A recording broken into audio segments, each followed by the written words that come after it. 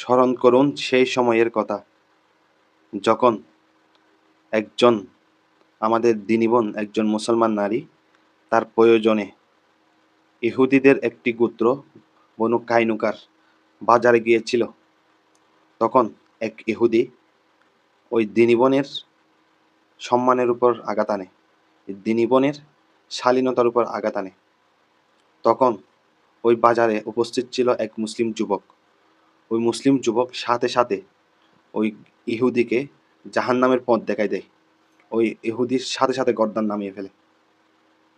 এমন অবস্থায় সেই বনু কাইলুকার বাজারে একজন মুসলমানই ছিল, মুসলমান যুবক ছিল, যার কারণে ওই ইহুদিরা মিলে, আশেপাশের ইহুদিরা মিলে ওই আমার দিনী ভাইকে শহীদ করে, মুসলমানকে শহীদ করে দেয়।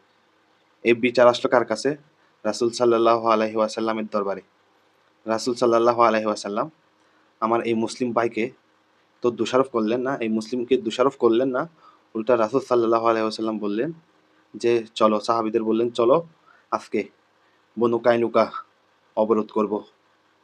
মুসলমান মা ও বোনেরা ভাবুন, এই মুসলিম জাতি, আমার নবী রাসূল সাল্লাল্লাহু আলাইহি ওয়াসাল্লাম একজন দিনী বোনের ইজ্জতের জন্য পুরো একটি ইহুদি গোত্রের সাথে যুদ্ধের মতো পর্যায়ে চলে গেছে। সেখানে আপনারা নিজেদের শালীনতা বজায় রাখার চেষ্টা করতেছেন না।